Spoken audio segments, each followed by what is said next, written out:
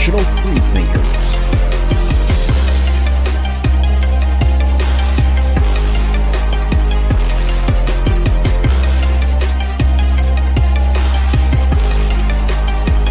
You're listening to the We Are Sober podcast. All right. Good evening, everyone. Welcome. We're back. Yay. Justin's excited. I always wonder, like, so if you're on YouTube and it says this channel will be live and then it counts down and gets to 0 and nothing happens. So, like, when I'm watching a show and that happens, I'm like, who does this? And then I'm like, I does this. Exactly. Thank you. Every time. It does. That's okay. We stay on time, though. Don't worry about that. Just, things happen. Good evening, everyone. Welcome. Another week show here with us tonight. And we have guests from the Promethean Secular Frontier. I'm having feedback. Someone has to mute themselves. I think I'm having a little feedback. But I had a little bit, but maybe it was just me. It's okay. I'm hearing things. But welcome, everyone. We have with us Sunny Shell and Josh from PSF. We also have Phil. He's just a little bit delayed, just connection issues, but he'll jump in and join us in a little bit.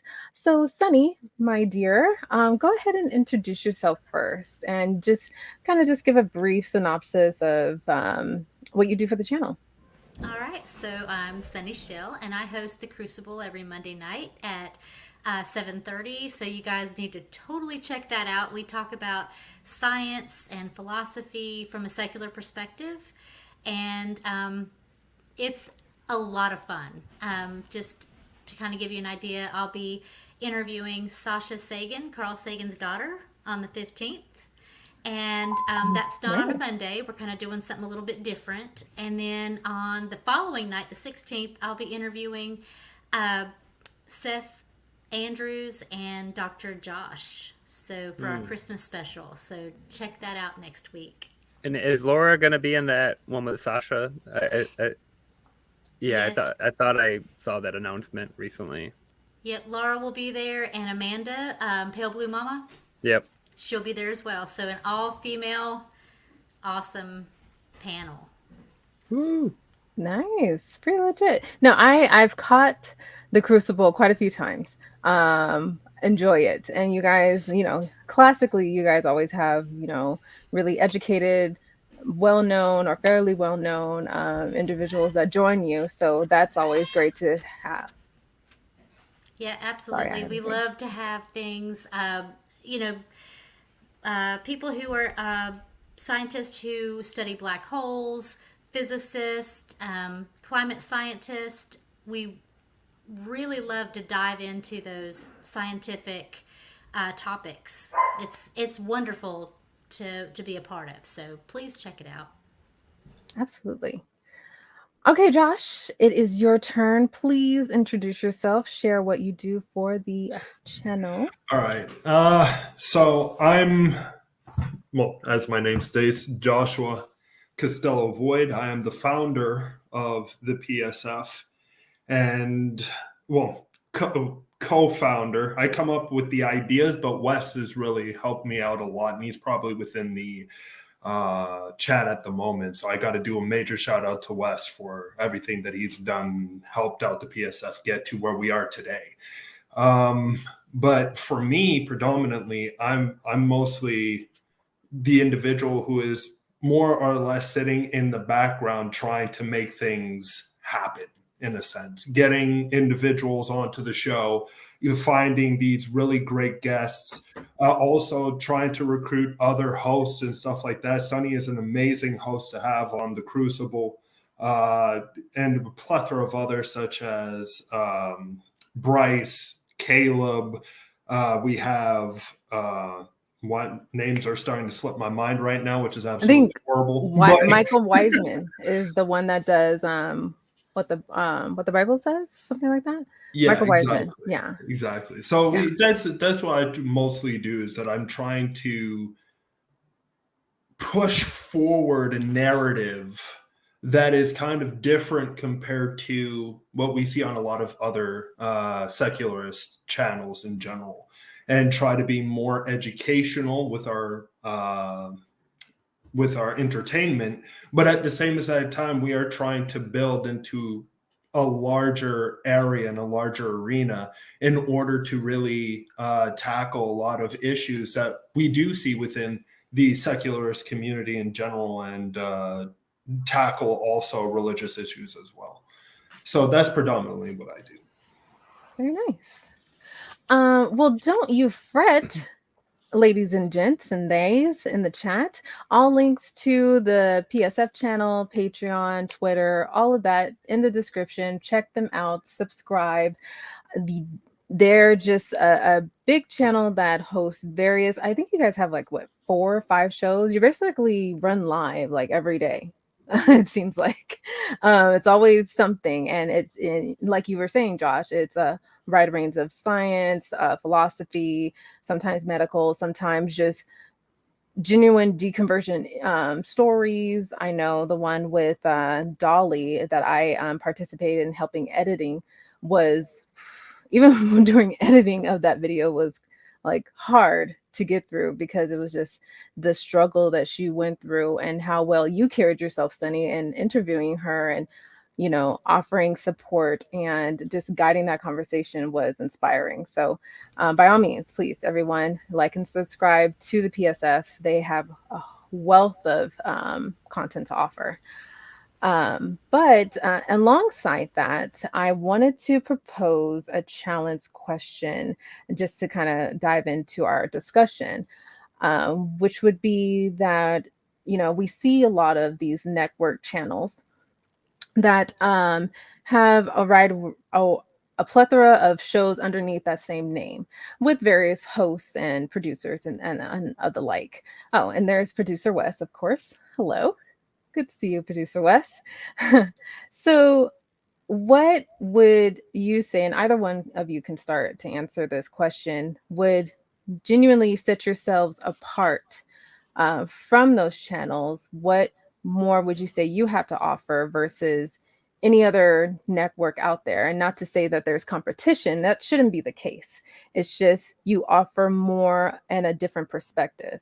Is that more or less what you feel? And mostly what we try to bring to the table, because as you said, it's not like we're not trying to race or compete against other channels. I think the number one thing that we're really trying to do is collaborate with other channels, because I see less collaboration within the atheist community than we should actually see, in a sense. So our narrative, and I think that's where we're different in a sense, is that we're trying to reach out for these isolated pockets of individuals, be you ex-Hindu to being ex-Muslim to being ex-Christian, to whatever the situation may be, whatever other religious X's there can be, and really reaching out to them and bringing them into the fold, working along with them so that they can get their story out there, and working along with them so that we can even help prop them up into our community as well. Because I find that even though that the atheist community is very diversified,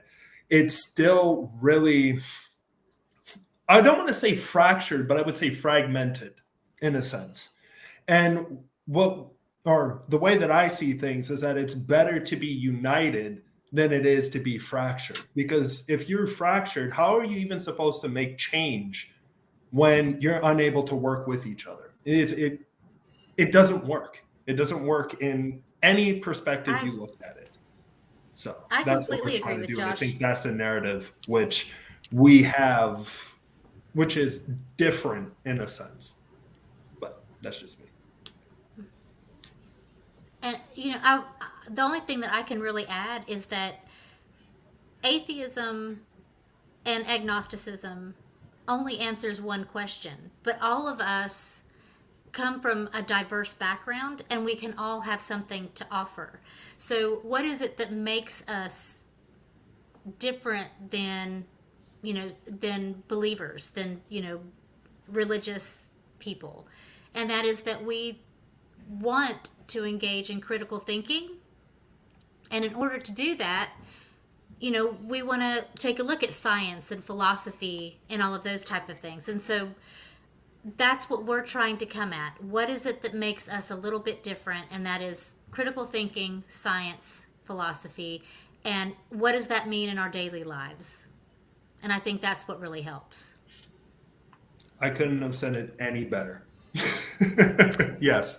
One thing I want to comment on what Josh said is that, how are we supposed to make change if we're so fractured? So we talk about the nuns or the irreligious as the fastest growing population, but like what structure is there? What organization is there? What is there? If there's a voting bloc or a group or something to advocate for on their behalf or on our behalf, like what is there any uniting factors? Are we actually reaching in any way, a significant enough portion of that group? So you have to like somehow herd the cats a little bit, or try to at least communicate with them, or let them know that they're not alone, or whatever it may be. So it's because we talk about it as a political thing, right? With being the fastest rising group, but what do you do with that, or what can we do with that? There's organizations that try, but even the biggest like atheist and secular organizations are still very small compared to what we see on the religious side. That's true. That's true. And for following up with that, how tall is Josh? Somebody Josh? said 8'6". That's pretty tall. But then Oz seems like he has the right answer. That actually put a 6 where the 7 is, and he would be correct. Goddamn. 6'9". Yeah. 6'9". Yeah. Okay. That's tall. And he eats as much as you would think he would eat for someone being that tall. It's so true. That's the thing. Metabolism is a horrible thing. That's the problem. No pounds get packed on. It just goes right through. It's ridiculous. That's an awesome thing. The rest of us, we have to struggle. It comes naturally. So, Plus you're a guy. Anyways, tangent. Sorry. It was just fun. Thank you for the fun. So to follow up with what Justin was saying, I know me and Justin have gone back and forth with this discussion ourselves personally, but more recently in the atheist community Discord, there was a hosted Speak Your Truth that occurs in that Discord every Sunday after the major Sunday shows of the ACA. And so that just the purpose of this in that Discord channel is to allow community members, especially the highest growth of members, join during those Sunday shows, because that's when the atheist experience goes, talk heathen, nonprofits, all that stuff. So after all those shows are done, then there is an event that happens in that fan server Discord where people there either is a topic set, or someone comes with one and they discuss what their truth is. And I correct me if I'm wrong, Justin, I don't recall exactly what this topic was that brought on this conversation.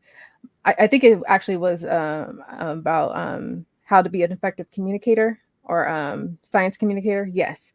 And so that kind of bridged into a conversation about how communities, or how some atheist channels or communities positions themselves to say, oh, we're all about support, we're all about reaching out.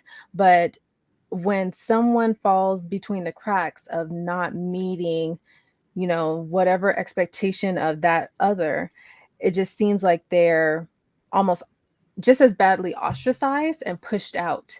And there's that lack of support, or grabbing them before they fall, or anything like that. It just seems like they're just suddenly pushed out of the in-group, and then they either land themselves back into religion, or go silent, or in hiding, or just disappear. And that's the unfortunate reality for a lot of people I have known, I have seen presently now, and that's the trouble in which, what our channel strives to do, and I'm sure what the PSF tries to do, and some others, of course. Yeah, I think one of the bigger issues is that the biggest names, the biggest channels, the content creators they're primarily counter apologetics, right? So when you look at the biggest YouTube channels, it's almost entirely counter apologetics. They're not like organizing groups and hanging out and trying to bring just random people onto their show to talk and chat and just get to know people. It's mostly educational or whatever content that helps grow the channel. It's almost self-serving to a point where it helps grow the channel, and it helps a lot of people, but it's not there to help people. And so you see a lot of these community type channels popping up now with Tang and PSF and some other ones that are more like, hey, not everybody has to be an expert in philosophy and apologetics and a former Catholic or Christian preacher, professional physicist to be a content creator or at least a part of this community and, a valued member with valuable input. So there are these, but it's harder to grow those because it's not like as exciting as some SmackDown argument that, just, Really? a drop the mic situation. But for the average, we've seen it on our channel where people that don't really have that background or that education can get on here and talk and give their experience and their story. And it's usually very interesting, but we don't typically get to hear those because they're not an expert per se of any particular field. And those people are shut out for the most part from these online content creation communities. Well, I think you're right. I think one of the things that, for me anyway, when I first entered the world of atheist content creators on YouTube, especially, when I started, it was I wanted to see those SmackDowns. I wanted to see the call-ins and the counter arguments. I was craving that. And after you got to a certain point, and it didn't take a whole long time, then it was like, okay, what else is there? Got What's old real beyond fast. that? Yeah. Because that helps you at the one point, but you need more. And I think that's what we're seeing now with the newer content creators like PSF, like you guys, like Tang. It's what else is there? And so we may not have the initial SmackDown quality, but we're the ones who are going to be taking the movement forward and be able to make the real changes, because we are a big tent. I mean, if you look politically speaking, it's like the Democratic Party is the big tent. That's how they've always claimed that they are. What I think we have to think about is we want to be that big tent, but then what do we move forward? How do we make the big changes? How do we become a block that actually allows us to create that change in the world outside of YouTube? And I think that those are the questions that we're wrestling with, and really why we're having this show even tonight is how can we then bring everybody together? And I think it's through those broad perspectives. The one thing that I think unifies us no matter what, even those who are they don't believe in a deity, but they kind of have a little bit of that woo-woo going on. And the big thing is we're still all looking at critical thinking. And if we can put that as our main focus, then we start looking at some of those political topics like climate change and abortion and women's and trans rights and those type of things. And we can unify under the critical thinking platform, I believe. I think that's super important because, I was the same way in the beginning. We're just looking for these SmackDown, these gotchas, this is irrefutable, evidence that your belief is incorrect. But if you come in with bad ideas or bad attitudes or a certain worldview, and then you drop that one position, you're still left with all the rest of that. And we see it all the time. There's still a lot of problems in the atheist and secular community that is just carried over from the general population and, you know, just general society. We didn't get better when we became secular atheists, and you know, people say that, we keep saying that, we keep hearing it, but we're not seeing people actually internalize it and recognize it, that there's all the same problems that are in society exist within the community.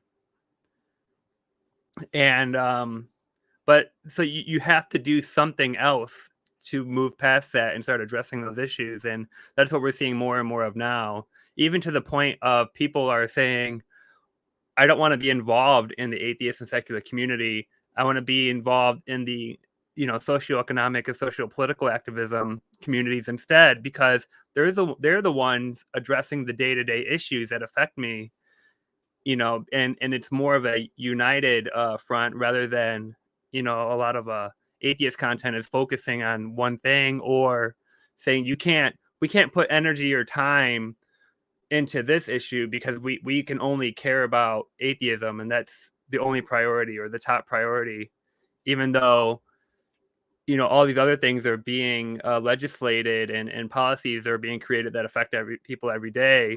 That's not necessary. It might have derived from the church and religion, but it doesn't exist only there. Right, absolutely. I think the one biggest thing that we are up against is that the religious community, they are unified almost. I mean, they're from the political leaders to the pastors and priests down to the parishioners. They are controlled. Their money is controlled, their vote is controlled, their views are controlled, their beliefs are controlled, everything is controlled. We are not that. So we allow for all of those different viewpoints. We're fighting against that. And I think that's where we have our greatest strength and our greatest weakness. You're absolutely correct. And it's actually based on our diversity, in a sense. That is our strength right there.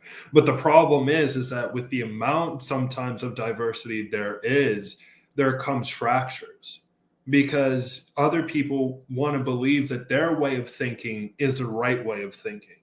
And then from there, they start creating groupies, let's just say, quote unquote, groupies that then hang around them and want to espouse their type of ideas and everything like that. And anybody who is counter that is all of a sudden the enemy of that particular group in general, and automatically needs to be ostracized or whatever the situation may be. Or even if there's something that happened in the past or whatever that a particular individual has done, that could then relatively come back and kind of haunt that individual. But the thing that we try to do, at least within the PSF, is try to annul all that. The number one thing that we're trying to do is see, how are you as a human being now? I don't necessarily give it, well, it matters what it is, obviously, but if it's relatively something that we can kind of look at and say, okay, well, it was a shitty thing that somebody did, but in the end, you are trying to reform yourself. I'm right here with you. I want to help you get to that goal of helping you reform into a better person, into a better you, or whatever, because I think that's the ultimate sense of hypocrisy, is if we're going to start throwing individuals away, right, then what the hell is the point? Then even ourselves should be ostracizing, in a sense, because nobody's perfect. So that's the thing that I find is very difficult when we talk about a sense of community in the first place, because we got to kind of remove the veil of ignorance, in a sense, away from our eyes and actually see people for who they really are, or who they're trying to achieve to be, and try to get to that point. No, and that's good. And a couple of points here, because I know they're being funny in the chat as far as it, you know, creating some type of church environment, but that's the issue in of itself, right? When you're a believer, they have that community, they have that support, they have their groupie factions too, but they are really all about raising up their own, taking care of their own, and making sure that community of followers within that church, you know, is taken care of. But when you lose that and you assign yourself as an agnostic or an atheist or a non-believer or whatever, you remove yourself from any type of spiritual religious covering. That's all there is. There is becoming an atheist does not mean that there is an automatic support group or an automatic community. That's just that label that you take and or whatever, however you want to phrase it. And that's it. Now you have to go out and find those people that you never knew existed. You know, for me, of course, there's a very, very small percentage population of Black non-believers. That was not a concept for me like maybe 5 years ago. That was nothing that I knew of or recognized, and I didn't think that even existed because, you know, the mailing of being Black and the culture and being a Christian was all encompassing. If you're Black, you're religious. That's it.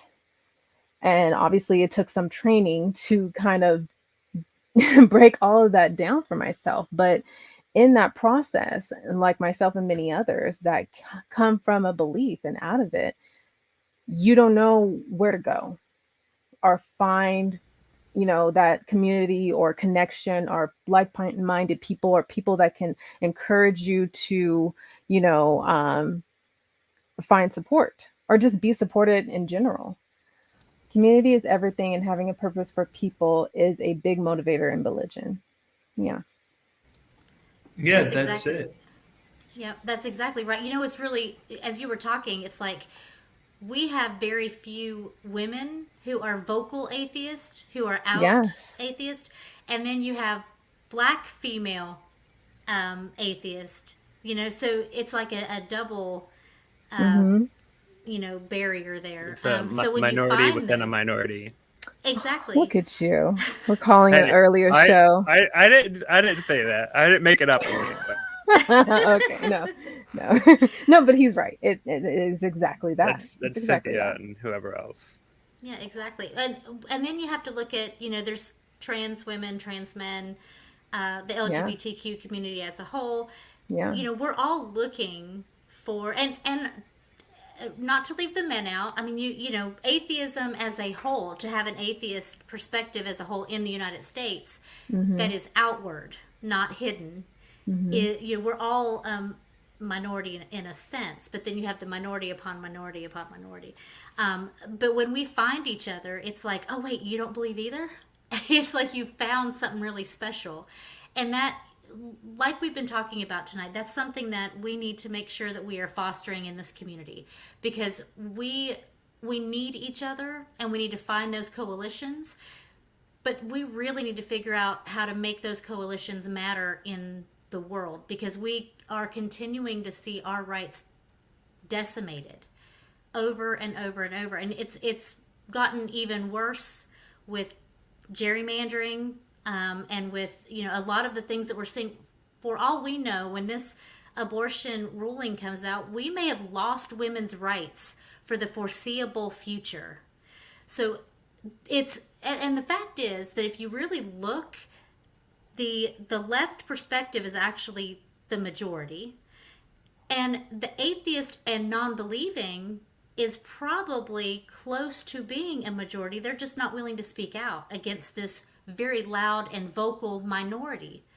So it's incumbent upon us as YouTube content creators, atheist content creators, that we figure out a way to bring us all together, because one of these days if we continue in the way that we're going, we may be in the same boat that we're seeing some of our overseas counterparts who have been persecuted, actually persecuted, not the perceived persecution complex that we see on the other side. I mean, what we're talking about is some very serious issues that we have got to deal with. We've got to find that way to bring us all together.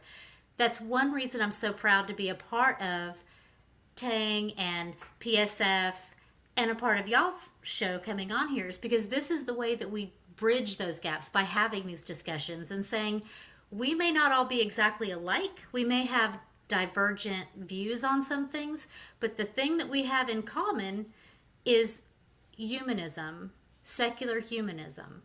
And if we can bring that together, critical thinking skills, the love of education, and the move against things like alternative facts. That we want to have actual evidence to base our beliefs on.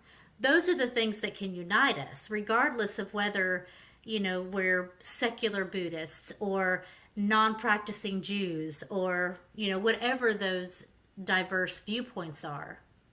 And we also, I think, have to start looking at understanding that not everybody is at the same place. So some people may have some views that we find pretty bad, but they're working on it. If we can see them working on it, we can pull them in. We have to stop being so hateful to them and like bashing them and say, why do you have those views? What's the basis behind them? What can we do to build them up instead of constantly trying to bash them? Because we see that a lot. And social media really aids in bashing people and hurting them. Don't we know it? And this is something I wanted to highlight. And Kathy brings a very good point. I love all you youngsters. She's so cute. But finding over 60 atheist communities is hard. Finding Black atheist communities are hard. Finding any other subculture minority within the minority community is difficult. And this kind of frustrates me because I talked about this in an earlier show. It's not that we're trying to create subgroups. Those subgroups exist no matter what. And everyone's experiences from non-belief or being a crazy atheist or whatever is different. We're all the same mutually because we lack that faith, or however you want to label your atheism or agnosticism, But there still are variations. There's a uniqueness. My experience from deconverting is unique from how Josh deconverted or how you deconverted, Sunny. Not Justin, because he's always been an atheist, but anyone else that has deconverted. But still, he has a uniqueness in of itself because, his family structure or friends that he's had or grown up with or anything like that, that's unique within itself as well. So there are all these variations in which we have to recognize that should be, for one, respected and heard. So, sit down and shut up, basically. And also to recognize that, okay, being open to that understanding and difference, but also, supporting all of us and how varied and unique we are. And I think that's how you truly grow it from like the foundation up. I agree with everything that both of you just stated so far. Good. I win the fight. Thank you. But I won this debate. The one thing that I would say, though, is that I think also one of the main issues, because just like how Justin stated, is that predominantly in the beginning, a lot of atheists just focus on going at the theists, for instance, and they don't really think outside of the actual proverbial box into actually helping or focusing on more prominent issues, such as you all brought up in the first place, which is basically global warming, women's rights, trans rights, and the plethora of other situations. But also, I think we shouldn't take a seat back away from still going for theists either. Now, don't get me wrong. I'm not saying theists in a bad way or let's get them or anything like that. Yeah, Eddie. If we can focus on those particular individuals, because that's the one thing that I realize is that theists, kind of like atheists in a sense as well, they have like these idols that they have in a sense. They have these particular idols that are up there that they want to follow, and they try to learn that idol's tactics to the best of their capabilities. So the one thing is that I think where the secular community goes wrong is that they kind of go after, and I hate to say it, but like the peons in a sense, instead of going after those who are on top of the pillars. And if you are going to go after individuals, you don't go after the individuals that are at the bottom that are trying to learn from the individuals who are on the pillars. You go for the people who are on the pillars. Well, let me push back on that a little You bit. gotta knock them down. Wouldn't it be best to say that instead of going after the individual, you go after the idea? But the idea comes from the individual who is on the pillar, right? They're sure. the ones who created that essence and that idea. So in a sense, if you are going after the idea, you're going after the individual who created the concept in the first place. That's the reality of the situation. So well, I guess that's if what you're I talking think. about things like specifically the Kalam cosmological, or some of those more specific arguments, yes, we can name those who are at the top of those, the Kent Hovens of the world. The problem is they're not going to debate us. We can try to go after them. You're absolutely right. But the thing is that you got to find people who they think are worthy to debate them. That's the one thing, because they always want to debate somebody who they believe is on their quote unquote level. And if you have those particular individuals in the first place, and if like you're the able Dr. to get them to Joshes, interact, like the Dr. Joshes, the Dr. Jim Majors, you're hitting the nail right on the head. Yes. The one of the issues with that in particular is that the highly educated or science literate and science active scholars, or the people that are practicing and deeply involved, just don't take it seriously as much as it would be helpful to us. So like William Lane Craig debated Sean Carroll. I think it was William Lane Craig. Yeah, Sean Carroll, like years and years ago, and debated some other people and this and that. But there's only really a handful of those that exist online. And some of the content within those is not very accessible for people that aren't very, educated in philosophy or physics. We just need like a more diverse community of those types of debates going back and forth with people that from different backgrounds and different educations and different professions debating, because a lot of people, like we saw with like Bill Nye, and it's like, what's the point, right? Because we're not, nobody's giving up any ground. They're not even trying to debate. They're just proselytizing half the debate. And, we're trying to like shove science and facts down their face, and it's not going anywhere. You're right. You're right. But the one thing is that it's not for the interlocutor, right? Mm-hmm. That's the number one thing. It's for the people who are sitting at those pews listening into those type of conversations in the first place.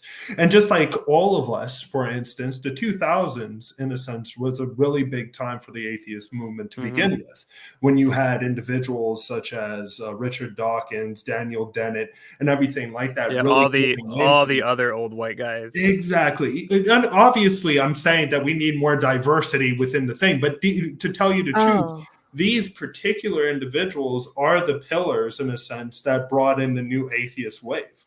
Right. Without them, I don't see the new atheist wave going anywhere. But it was because they were willing to go toe-to-toe with these particular individuals and kind of knock them down a couple of pegs, and to focus people on the actual facts that were coming out of these individuals' mouths. And that's why you started to see a lot of individuals starting to leave religions, in a sense, within the 2000s, because of these particular individuals, and which I call the old guard, for instance. Yeah, no, I agree with I say that have the same label, because they've, for the most part, fallen out of favor with people that, like, in these groups that are trying to move the movement forward. There's some tone absolutely, and that's the reality of the situation. Like they're products of their time. Right. So obviously there's going to be certain things, certain ideas that they have, they're just not going to jive with the people of today. Obviously, because social issues and social norms constantly change. So if you're stuck in a mind frame of different social norms compared to the social norms of today, obviously there's going to be a bit of or not a bit, but a standoff between new atheists and the old guard, to say the least. And that's what we are actually seeing right now. But the one thing that I don't agree with is that if this individual has, let's just say, quote unquote, questionable arguments or questionable ways of looking at social norms or whatever, the one thing is not to ostracize the person. The one thing is to try to educate the person on why their ideas are not correct in this day and age. If we just start, as I stated, if we start ostracizing people, we're going to be ostracized in the next 20 years with just with our thought processes, if that's the case. Yeah, we have to form. I've been thinking. Go ahead. I've been thinking so much about what you're saying, Josh. When it comes to someone like, let's just talk about Richard Dawkins. Let's just name it right here. Okay, he has been a big name in the atheist movement for a long time, and a lot of the work he has done has been really good work. I mean, let's be real. He's not a dumbass. He is highly educated, and he speaks to people in a way that they can understand. And then he turns around and he has these transphobic views. Well, look at his age, look at where he comes from, and do we just write him off and say and just say he's no longer one of us? Because I have lots of his books and I have enjoyed reading his books, and he speaks to me, and yet he says things that I don't agree with. Well, on the one hand, we're not going to have anyone who's perfect. There's no such thing as a perfect person. And it seems like one of the problems with those of us on the left and those of us who are more free thinking, it's like, toe the line or you're gone. I have a hard time. And at the same time, I have people that I have deep care and concern for, that when he speaks that way, it makes it feel personal to me. I'm not trans, but it almost makes me feel like I am when he speaks that way, and it makes me very disappointed. It's disappointment. It's high disappointment. So how do we handle that? Do we ostracize them? Do we cut them off? Do we say that is the name that shall not ever be named? Or do we work and try to get him to come in? But how do you do that? He has to be willing. It's a two-way street. So I think maybe we reach out and try, and then if he continues to bash, then I don't know. What do you guys think? I mean, can anybody honestly believe that nobody has tried to teach him that this is wrong? I 100% can't believe that has not already been tried. Right. But what I'm trying to say is that everybody, because the way that we learn is based on the way that our brain takes information in.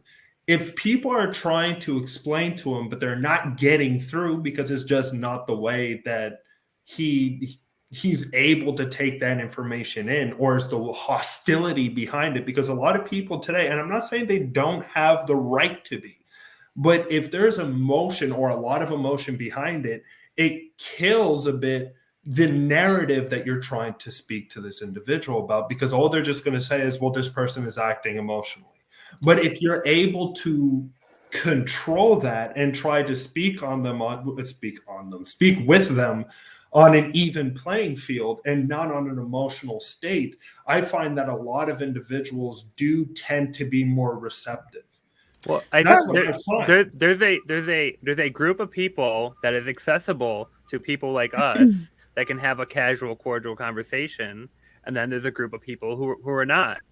We're not going to sit him down with somebody who really understands what the problem is and can explain, hey, you are actively, with activism and trying to sign petitions and all this stuff, hurting this person. And that's not going to happen. And the people that are surrounding him and influencing him that he's talking to are reinforcing those beliefs, or he wouldn't be so adamant about it. And online, pushing back against everybody who's countering him already. So it's like at some point you have to accept that you and I are not going to influence him, and he's going to keep doing this until somebody else that we don't have access to is going to influence him in the right direction. Right. And that may never happen.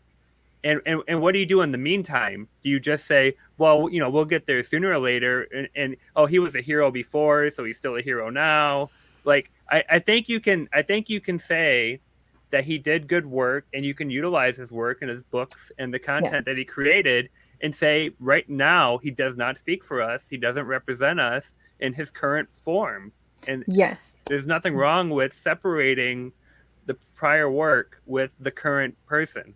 Yes, thank you. You hit exactly what I was thinking. Can we just go ahead and shift our, likeness of said person, take the idea that they helped develop and put in the ether of our community, and just go forth with that? Because we have people coming up and being more voiceful. We have other representation. We have other leaders that are not as tone deaf as Dawkins or anyone else.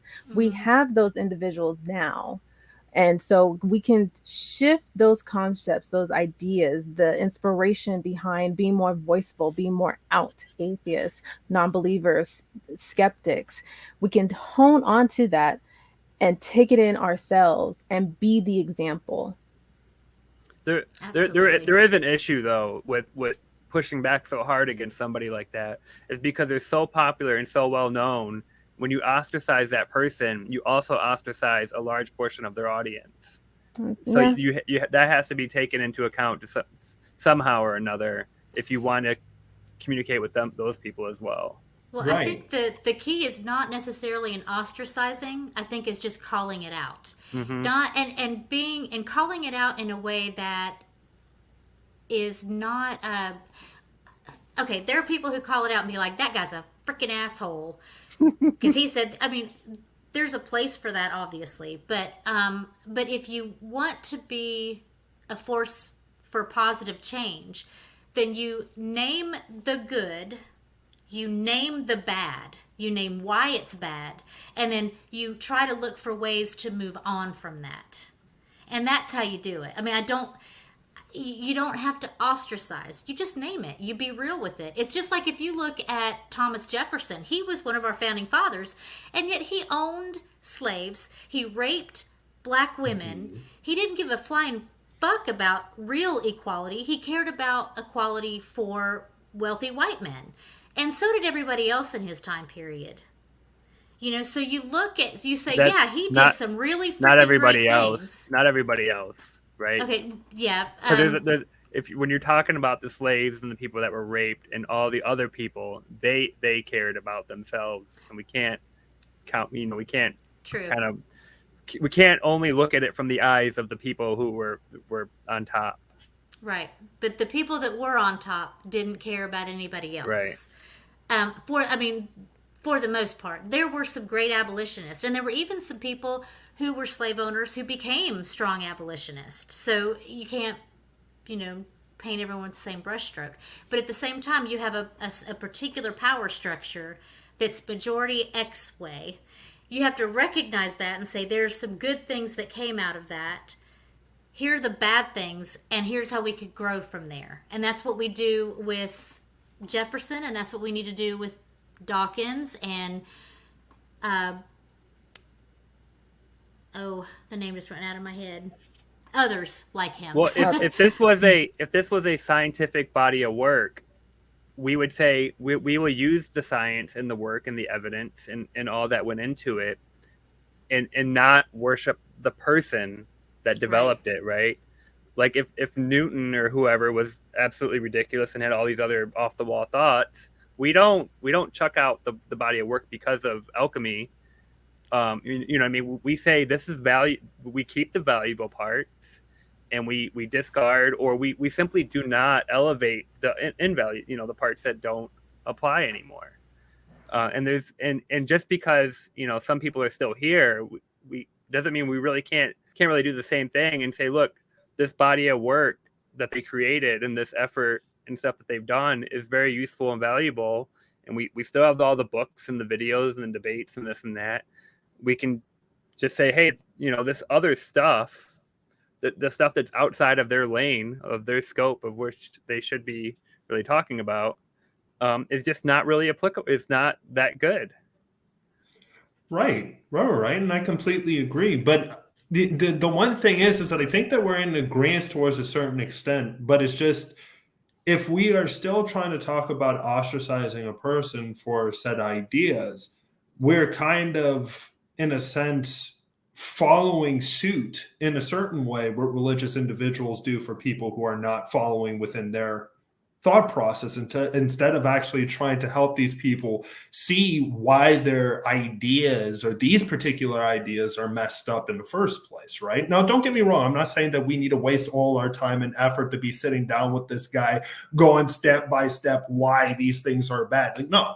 But what we need to do is kind of show that the work that he has done, as you stated, is actually beneficial. But what we have to do as a community is to kind of show that the tarnishing of that work, though, because work connected to somebody that does state these type of things can be tarnished. Mm-hmm. And that's why I think, because he feel, and I think a lot of people feel this way too. If you are ostracized, the first thing that you want to do is to combat the people who are ostracizing you. You're not really thinking about listening into the people's ideas. Mm-hmm. You're thinking about, let me swing at these people as hard as I can, because I'm the one that brought them to this space in the first place. Right? So if this is the actual ideas that we're coming to fruition about and saying, okay, well, we're going to push you aside because of certain ideas that you have, which are obviously horrible in tendency.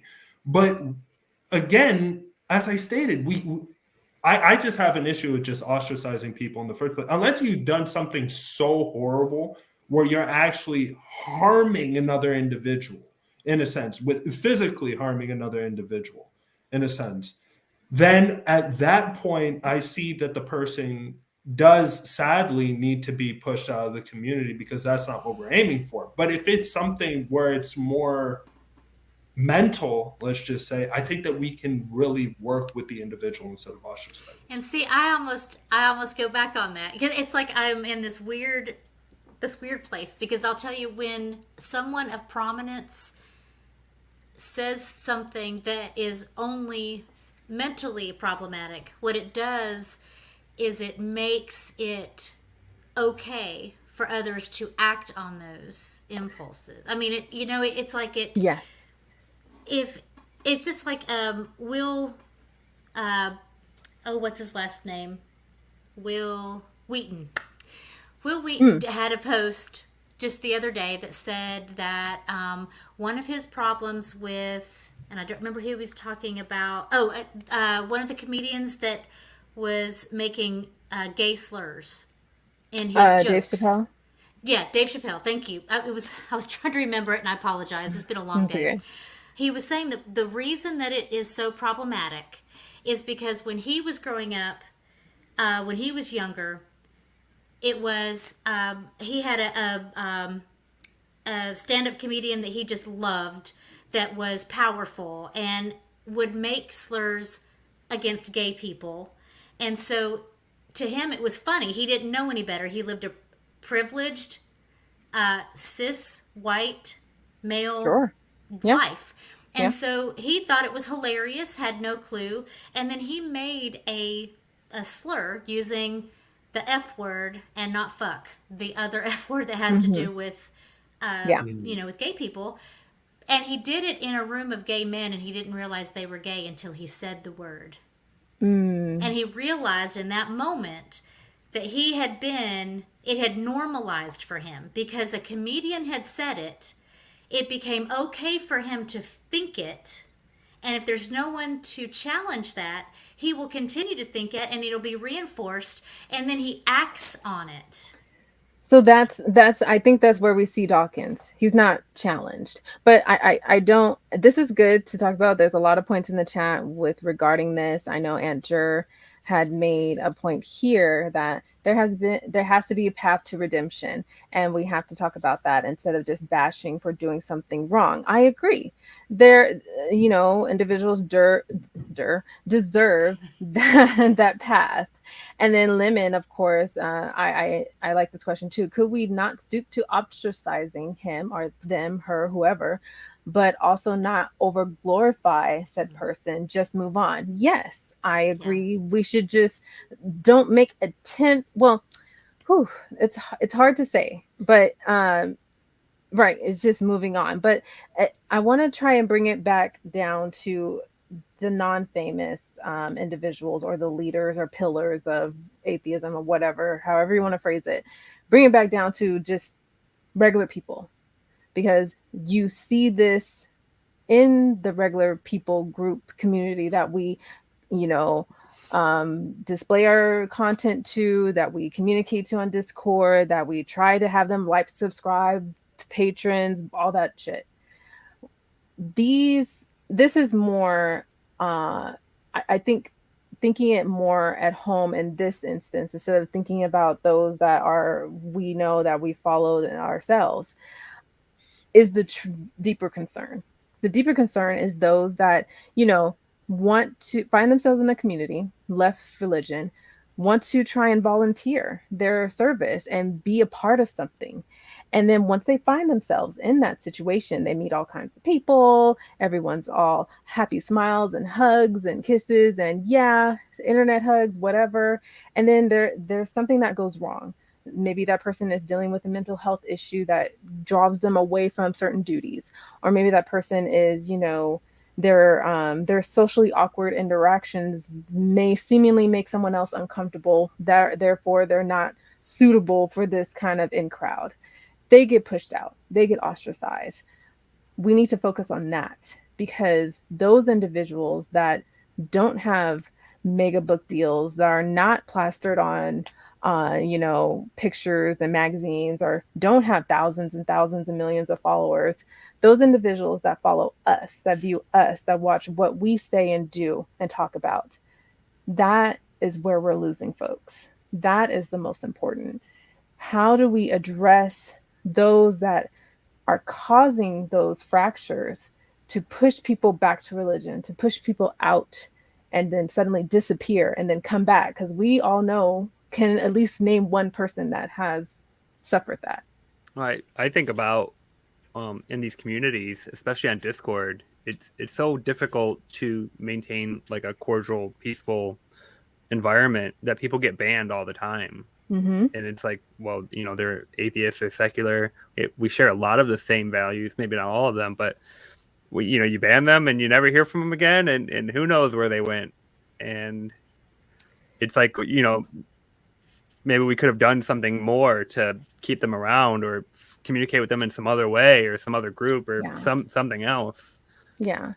I want to correct myself, and Kathy, you're right. I mean, just because he's more well-known is not like he's a regular person. I should have said a person that's not of high status and influence, like doesn't have the level of influence that he does, or recognition, if that is a better way of stating that.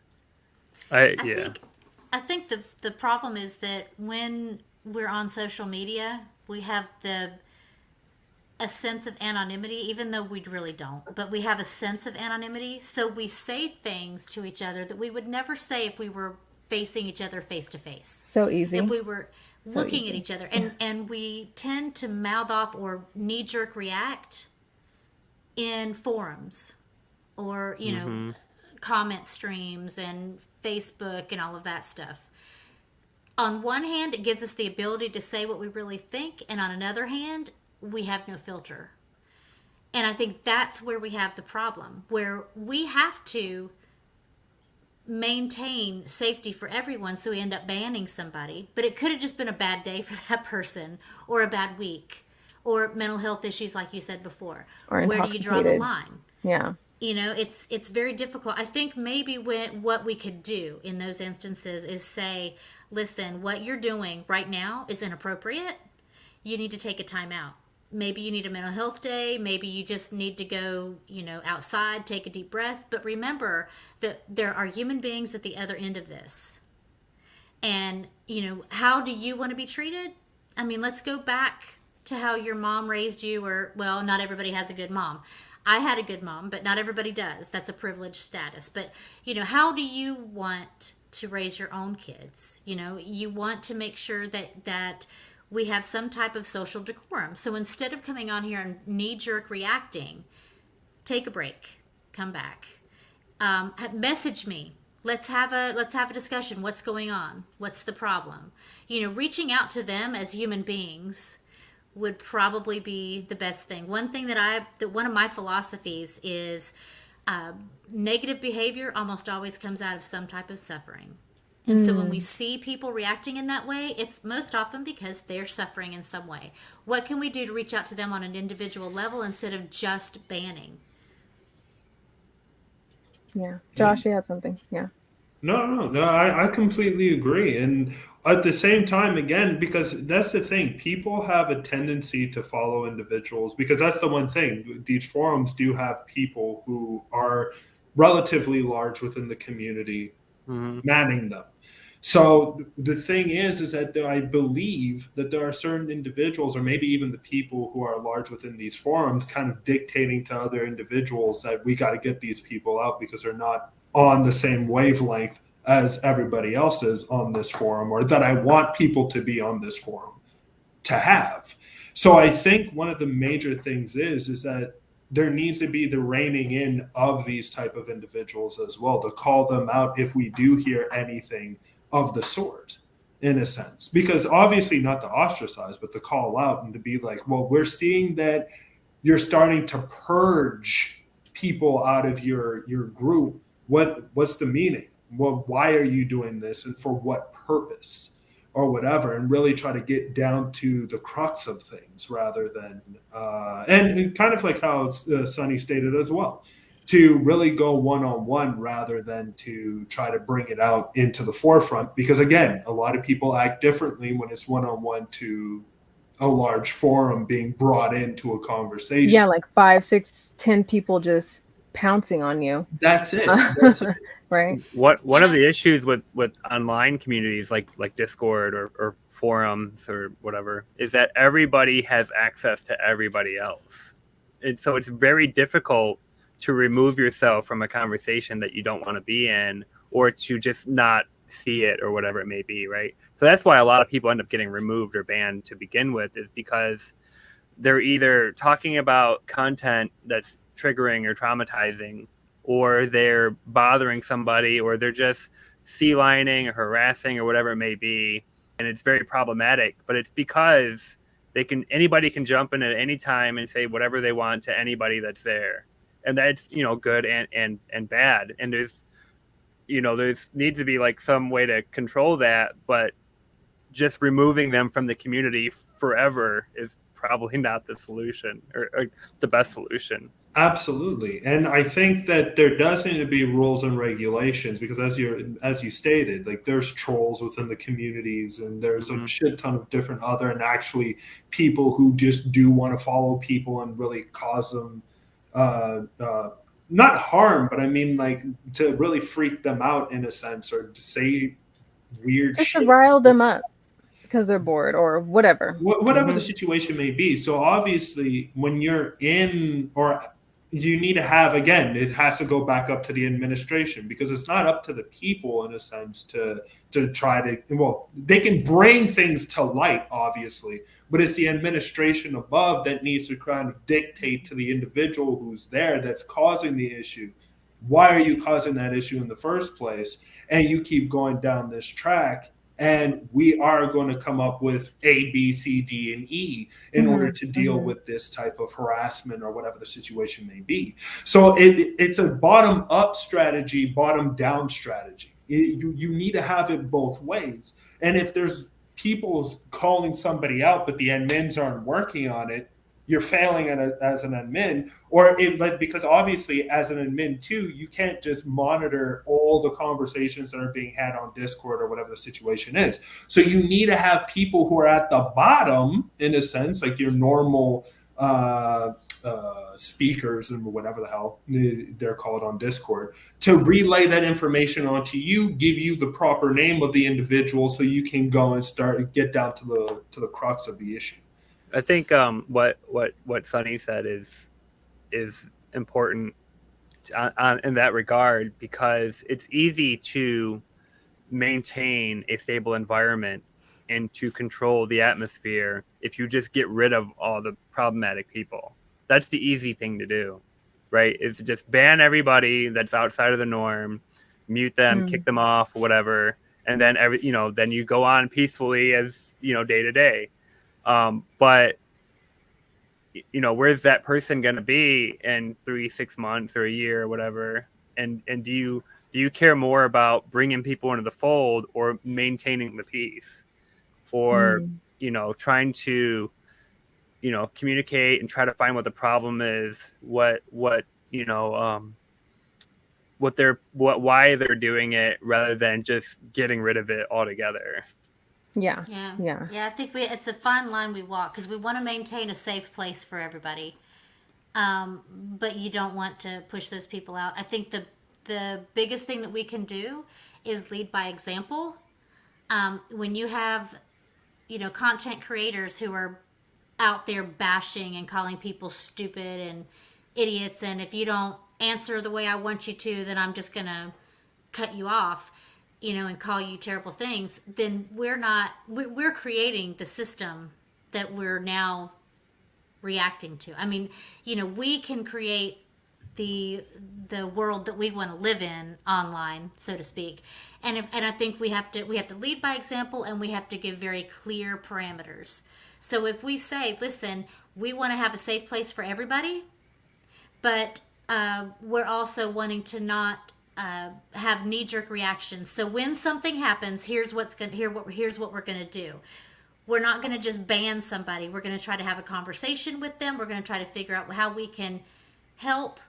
So, and we are not going to tolerate everyone pouncing in. We don't want 5-10 people jumping on someone. If there's a problem, alert admin and let us deal with it, and you guys just stop reacting to it. We cannot control what other people do, but we can sure as hell control our reactions to it. Yes. And so I think we have to create a new system. As content creators, we have to create that new system. And I think that's what we're doing at PSF, what we're doing at Tang, what we're doing here on this show. I think we are the ones who are creating that new system by having this discussion. And that's the difference. I don't see these discussions happening on every show. Yeah, right. I see that in other communities a lot more often, where people are featuring each other, are doing half a show on this channel, half a show on that channel. Hey guys, I'm making this video and I'm calling out and criticizing this content from this person, but I don't want you to think bad of them or attack them.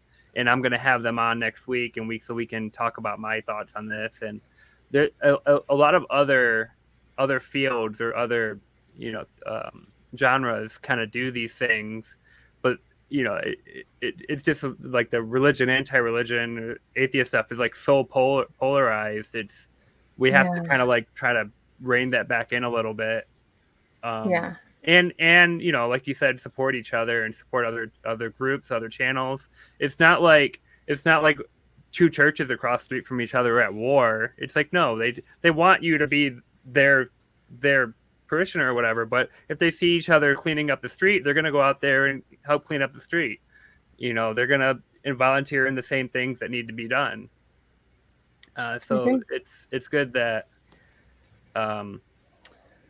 it seems a little like incestuous to some degree, where like every content creator is like, there's like make the rounds, but it's also like it's good to kind of broaden the community, broaden the accessibility of not only creators, but the people that are watching, people within the communities that grow out of these things.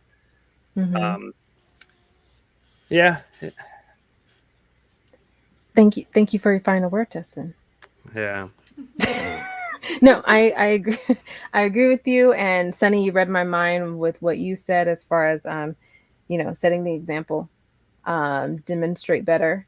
I absolutely, I mean, I'm not perfect. None of us here, anyone watching, none of us are perfect. We all have various different aspects of each other to work on. And I remember starting out where I didn't know anyone or anything about online communities like this. And, Justin was one of the first people I met on Discord, and we had long discussions about things, and he introduced me to new people and new ideas. And, we communicated in the sense that it felt good that I, for myself, made the right decision that, I can easily still remain here in this space and not fall back because I don't want to. I don't believe that crap. And I played myself for several years thinking I could. But once I met Justin and other people that ushered me in, that provided me support, that communicated with me and accepted me for who I was, that allowed me to stay. And we need for that to carry for everyone else that are just coming into the fold of this.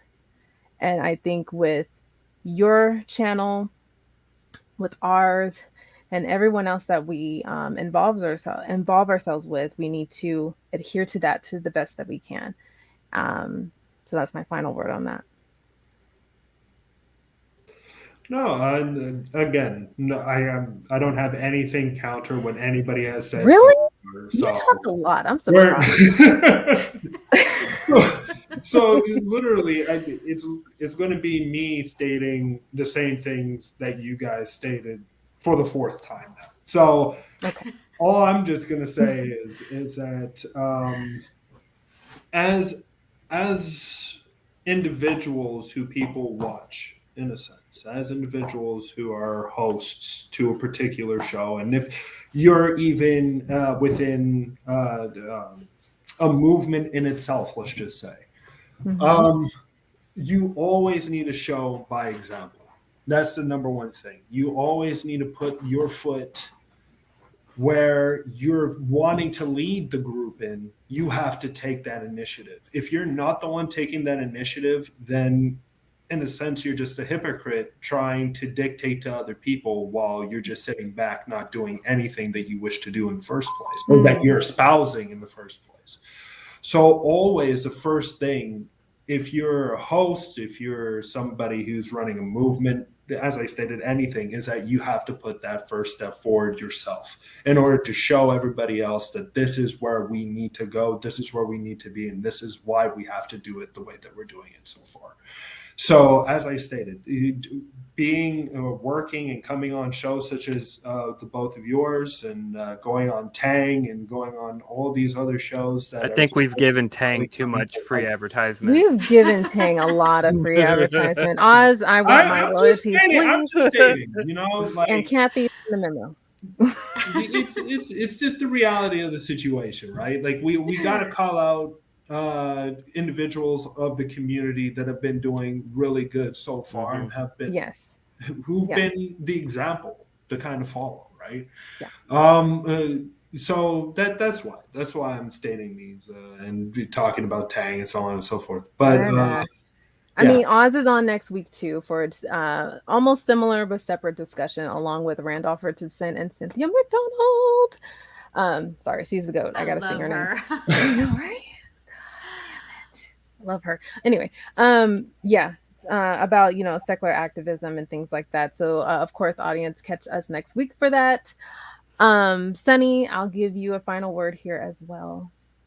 Okay. I would just say that one of my main mantras is that we can solve almost any societal problem if we look at it through the lens of compassion, and that includes bringing us all together. So think critically, think with compassion, and let's do what we can to make this world a better place, one person at a time. Just come out there. You don't have to be in the forefront. We like to talk. We like to have our faces out there, but you can work in the background like Wes or like Kathy or, all the other people that make it happen. If you want to be a part of something, you can do it, and you don't have to do it in a way that you don't feel comfortable with, but compassion is the key, critical thinking is key, and putting one foot in front of the other make a difference. I appreciate that. And I appreciate both of you being here. Oh, Johnny P. I appreciate you. Hi, Johnny P. Nice to see you, sir. No, I appreciate you both, Sunny Shell and Josh, for being here. And I appreciate producer Wes and Kat the Humanist. They're one of the other producers behind all the shows on the Promethean Secular Frontier. Briefly, Josh, briefly. You really telling me briefly right now? Like, come on now. Okay. Briefly, if you can start the clock. Start the countdown timer. You got 10 seconds. Explain the name of the channel briefly. Perfect. Okay. I can do that briefly, I hope. Okay. So mostly we just need to focus on Promethean because everything else kind of makes sense. The Promethean aspect was that Promethean was a god who gave fire unto man in order for them to manipulate the environment around them and to learn, in a sense. That's literally what it was. It was the fire of learning, in a sense. And for us on the Promethean Secular Frontier, we are turning not towards the god Prometheus, but we're turning towards the fire which has been given onto man or human beings themselves. And what we're trying to do is provide content that is there for educational purposes. So if individuals really want to come on, learn, and want to listen into our content, you're going to be getting content that is really beneficial for you. If it's for debates, if it's just for your own personal knowledge, if it's just for your entertainment purposes, you know, we're really hitting a plethora of different diverse subject matters, and that's what Promethean is about. And after obviously secular is what we are, so the secular, and then the frontier, because we're trying to push the boundaries of knowledge in a sense, and we really want to show unorthodox ideas and bring those ideas to the forefront so that individuals can really look and divulge within these type of informations as much as possible. Live, laugh, learn. Yes.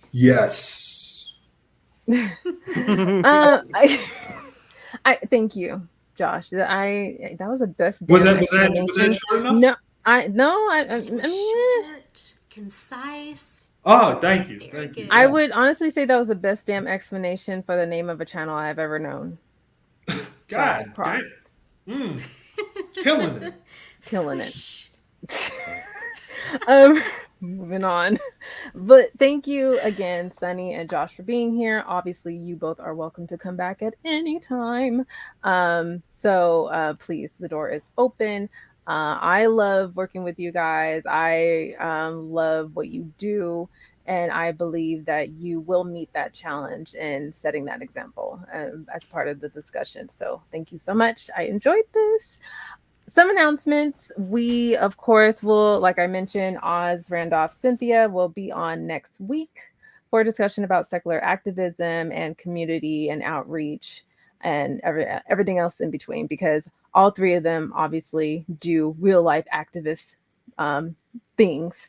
So we want for them to display that and how they formulate that into positive atheism and normalizing the movement. Also, of course, we are in development of part 2 of the IFWAP We Are Parents series.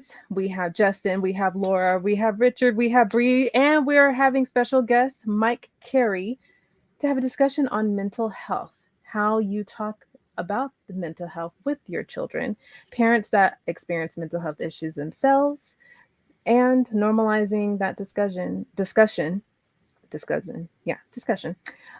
surrounding that. So excited about that and everything else. Justin, what say you? I think I've said enough. I think you did too. I appreciate it.